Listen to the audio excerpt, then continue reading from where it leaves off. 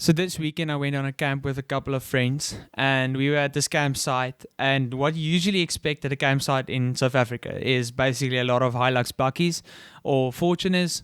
Maybe now and then you see a Ford Ranger or anything, but nothing more different than a Hilux or a Fortuner really. But what I was quite excited to see and also surprised. Well, I say excited is because anything besides a Hilux at a campsite is quite exciting. It's something new, although a bit strange. But anyway, what I was surprised to see is that the amount of Volkswagen Combis and Caravels that was actually at this campsite. And not only that, it was quite a mixture. There was like Hyundai Santa Fe's, Kia Sportage. There was one or two Ford Rangers. There was even a Suzuki B. So there was quite a variety of cars, even though they all serve a similar purpose. So I got an idea to do an episode regarding the perfect road trip car for about 800,000 Rand. So let's say you get a bonus or you get this massive business deal. You have 800,000 Rand in the pocket. You want to buy a new car. Yes, you can go buy secondhand if you want to, but you're going to buy a new car now because, well, you want to treat yourself and you want to treat your wife and you also want to treat yourself to a 5-year service plan, which is important. So I thought, okay, let's ask a couple of friends, see what they have to say. You have 800,000 Rand demo budget and buy yourself a new car that you can go on a road trip with. Buy yourself a car that you can go camping, that you can go not necessarily off-roading, but that you'll be fine taking on a gravel road. So just something that you can travel with, take the long road, just go for it, pack something if you want to hook a trailer, have a tow bar, these kind of things. Just a lekker perfect road trip car. So I asked a couple of friends, got back their answers, and I want to discuss the answers with you guys because I think there's quite a few interesting cars in here, but it also just goes to show there is quite a variety and not just bakkies for you to choose from when it comes to going on the open road, having some space to pack some stuff. There is alternatives. So please, even though you are a Hilux fanboy, please go open-minded into this episode because it might surprise you. So welcome to On The Overrun episode 5 of season 2. I hope you enjoy this one. So first one from our good friend Luke from season 1. He suggested a Nissan Navara Stealth. So this is basically a top spec Nissan Navara bakkie. Unfortunately a bakkie, but basically a top spec, so has bigger rims, bigger wheels, a bit of a better interior, some decals and stripes and stickers and everything at the back. This starts at 630,000, so he has still 170 left, but he says, okay, lift kit, be it Goodrich, bigger tires, bigger rims, and then basically just add a canopy at the back, maybe some roof racks, buy a trailer which isn't too expensive. And that's quite a nice outfit. What's interesting about the Navara is that this is the first bakkie coming to South Africa to have coil springs at the back. So usually bakkies have don't have coil springs. Can't remember what they have usually. But basically it's just in terms of towing, you can tow a lot more if you don't have coil springs. So they decided to have put coil springs in this, which makes it a much more comfortable ride. Your average car has coil springs, which makes it more comfortable than bakkies. These days, you can't say that your bakkie drives uncomfortably, even though you drive a Hilux or a Ranger. Bakkies are extremely comfortable these days because very good suspension, very good seats, interior comfort. It's just all there. So that's why bakkies are such a good proposition these days. It's not just about the space and the utility, but also about the interior and the comfort. They actually have comfort. It is something that goes and aligns with your average bakkie these days, which is weird, but it just goes to show how times change. Also, the fact that electric bakkies is a thing in the next few years boggles my mind. But this Navara is a 2.2 litre twin-turbo diesel, which is known to have some problems, but still very powerful, 140 kilowatt, 500 or 450 newton meters. You are going to tow a caravan with the greatest of ease. You're going to overtake that slow Honda Ballade on the road with the greatest of ease also. So, good option, but let's see what's next up. And this one I do approve because it's a wagon, sort of estate. The Subaru Outback. You get a 2.5 and you get a 3.6. This one is a 3.6. What I love about the 3.6 and Subarus in general is that they have boxer engines. Porsche also have boxer engines. This means the pistons literally shoot transversely as boxes, box. But what is cool about this one, it basically sounds like a Porsche on very, very low revs. But it also, it also consumes petrol like a Porsche on very low revs. It starts at about 740,000, which is a good price. Then you put your roof rack on, bit of a better interior spec from new. It's very powerful, 191 kilowatt, 335 newton meters of torque. So you're also going to tow a caravan with the greatest of ease, and you're going to overtake that slow on a Ballard. But when it comes to the petrol station, you're probably going to have stay a bit longer than your average bakkie with the diesel engines. Next up, we have a Hilux 2.8. So the Hilux recently brought out a Legend series, replacing the Legend 50 and everything. So the Legend series is basically just new design, new interior, a bit of a higher spec. So the 2.8 4-cylinder turbo diesel, very capable bakkie, rather comfortable, good interior quality. Toyota has really improved with the interior qualities. You can just add a nudge bar, you can just add a tow bar, you can add your canopy, and you'll probably come to just over 800,000. I think the 2.8 double cab not automatic starts at 760,000. Then you add your spec, your tow bar, nudge bar. I don't think you have a canopy then, and then it's 800,000 already. So rather expensive, but very powerful. 150 kilowatt, 500 newton meter torque. Like, you don't need any more, to be honest, when it comes to going on the open road. And you'll probably be rather fuel efficient. You're probably pushing around, let's say, 10 liters to 100. Not totally sure, but still, very good idea, and I do approve. The next one, and this guy, he actually works at Land Rover Jaguar, so that's why he's going to say it.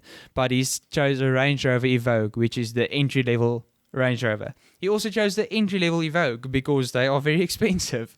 The entry-level Evoque, housing a 2-liter turbo 4-cylinder, about 132 kilowatt, 430 newton meters, rather powerful, rather capable, and also much lighter than your average bakkie.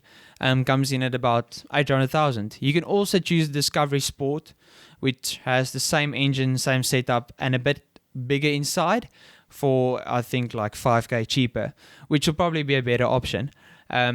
What is interesting about these cars is that even though they're so small and they don't have a low range or transfer case, their traction control systems and four-wheel drive is very, very competent. It's very good systems.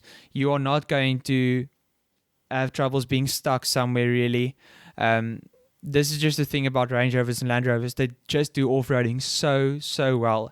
And even though your average Discovery, unfortunately, just drives around in Stellenbosch by your average soccer mom, if you want to call it that way, they are extremely capable off-road and should be used that way, because that's the type of components and machinery and equipment and capabilities there are. So I believe they should be used that way. So actually not a bad choice with the Evoque, even though you can get a top spec Fortuner for that price. Then the next one, a bit bigger than your average Evoque, it's a Kia Sedona. So your Kia Sedona is your, let's say, your Volkswagen Combi or Mercedes-Benz Vito equivalent. This is basically a bus with sliding doors at the back, 8-seater or 7-seater. It starts at about 715. Then you don't really have any spec, really. Like, it just comes with your standard equipment, but then you can add a bit more roof racks. You can buy a trailer. You can add a tow bar, whatever you'd like. It comes with a 2.2 diesel, very competent engine, about 147 kilowatt and 440 newton meters of torque. So also going to tow very easily. Parking is a bit more difficult, not as good off-road. Or necessarily on a gravel road as your bakkie is, but I mean, you're not going to be scared to take this thing on a gravel road. It's very much capable of taking it on, but it is a bit bigger, as I said, also a bit more heavy. So your 140 kilowatt, well, yeah, it needs to have that power to be able to shift that massive weight, especially if it's fully loaded, because it is quite heavy, as I said. So the choice that I made, and initially I thought, maybe let's take a Volkswagen Amarok, spec it up, get a canopy, get a tow bar, then you'll be set to go 2 liter bi-turbo diesel with about 130 kilowatt and such, over 400 newton meters of torque. Yeah, you're not going to struggle. Also, no low range, but as proven by CarWow, unbelievable off-road capabilities. That traction control of the 4Motion system is just amazing, even though it doesn't have any locking diffs, which is interesting. Just goes to show how good your traction control systems these days are, and how good the CPU, or the ECU rather, of a car can actually control these various conditions. When it comes to a Rolls-Royce Cullinan, which is not 800,000 rand, you basically have one button that you push for off-road, and it just takes control and takes care of everything that comes in your way. So it's really not a challenge to go off-road anymore, but still very fun. So if you want to have a challenge, take an old Defender and go enjoy. Or even a bike, there's very capable bikes for off-roading. But my choice was a Tiguan Allspace. So the Volkswagen Tiguan is the mid-range SUV. So it's a bit smaller than the Touareg, meaning it's equivalent to Audi's Q5 or equivalent to Mercedes' GLC. But the Tiguan Allspace is actually a bit bigger, a bit longer, and it's a 7-seater, which, even though you don't have 5 kids, fold back the back seat, and you even have more space at the back. But why I chose this, and it comes in at a lot cheaper. So I chose the Tiguan Allspace Comfort line. It's a 2-liter turbo petrol, yes, but less fuel efficient, very powerful, 132 kilowatt, 380 newton meters. You're not going to struggle towing anything, and it comes in at 607,000 rand, which is quite a big margin between that and the 800k limit. But now you can actually buy a double axle trailer and a beach buggy. Your double axle trailers are about 50,000. Beach buggy is also about 50,000. Then you're already like 100k in. Then you can basically spend it a bit on spec and petrol and goods for the kids to enjoy along the way. It is going to be a more comfortable ride than a bakkie. You are going to go on the gravel road. It has 4Motion, meaning 4-wheel drive. You're not going to struggle or sit or be stuck anywhere. It has definitely enough power. And with the beach buggy, you can just go enjoy anything along the way. I even thought of maybe buying a BMW 390 Adventure, which is about 90,000. But then I thought, I don't have a bike license and don't really have a need to drive a motorbike at the moment. So very much happy with the beach buggy, even though it's just an old Volkswagen Beetle in new clothing. So where I actually got this idea, yes, I thought of it at the camp trip, but there is a guy on Instagram called 996 Roadtrip, and this is just my absolute dream. He owns a 996 version 911 Carrera 4S, which is a 4-wheel drive. It's a 2003 car, but what he did is he bought a roof tent basically for his car, attached it to a roof rack, and he just travels to wherever. So yeah, on his Instagram you can see, which I'll link below, and I'll add some photos. You can just see him going through the snow, going camping in the woods with him and his wife and his dog. And it really just seems like a dream, even though it does still work. So don't be scared to take your 4-wheel drive Porsche off-roading, especially if it's a bit of an older one, because those cars are capable. I've seen him drive on the snow.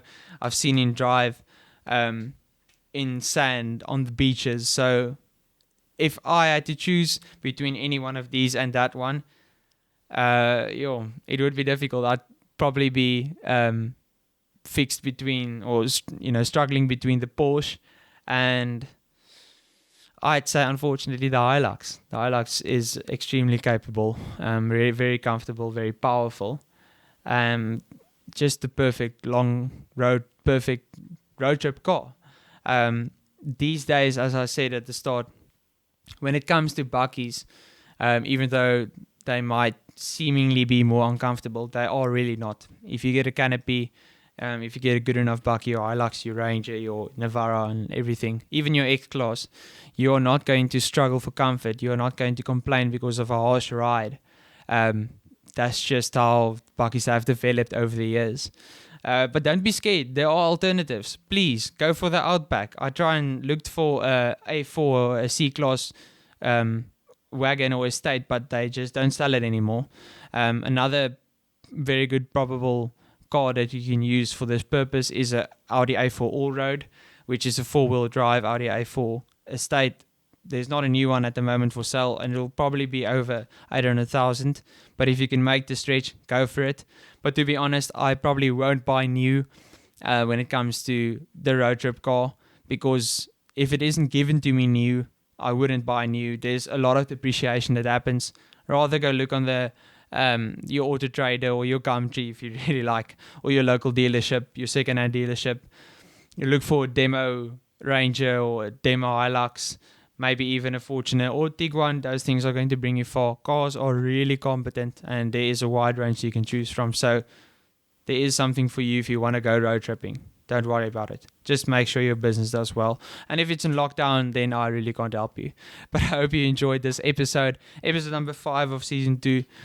Constantly trying to just try new things, get new ideas going. So if you have anything you'd like to share, if you'd like to engage, please do so on our social media, which I'll link below. If you have anything to rant about or complain, or maybe just tell me that I should cut my hair, that you can also do by emailing us at overrunbrand@gmail.com. So I hope you enjoyed this one. Have a good one. Cheers.